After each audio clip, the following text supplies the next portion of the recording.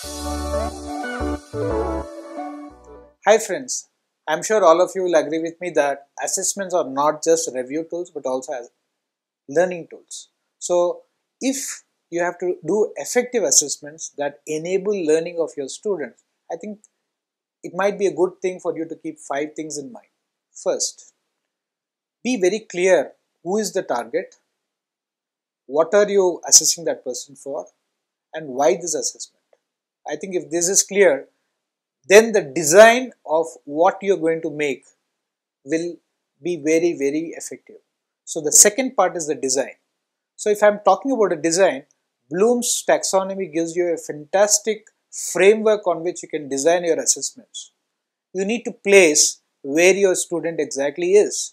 Are you going to check the student on the memory aspect, or on understanding, or an application, or problem solving? So if Bloom's is inherently built in your design, I am sure it will work out excellently well. So the third point, which is going to make your exercise very, very effective, is the fact that you need to have data of this student, data of this grade.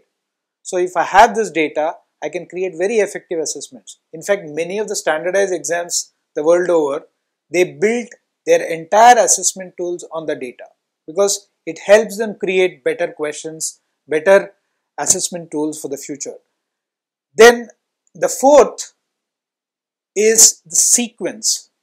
In fact, I could create a assessment as a review tool, as a test, as a quiz. I could also create an assessment so that a student can learn himself or herself.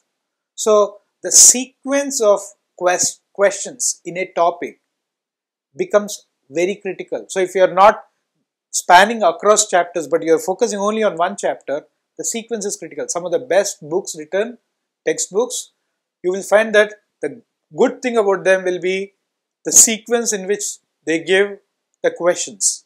So as he crosses one hurdle after the other, he climbs this ladder of knowledge, and by the time he gets to the end of it, I think there's much better clarity of what the subject is. And the last but not least, right, you're not an island. I mean, there are so many resources all around you. If you're not using the resources that is available in terms of creativity of questions, in terms of types of questions, from the best of the boards, best of the exams all across the world, maybe you're missing a little bit.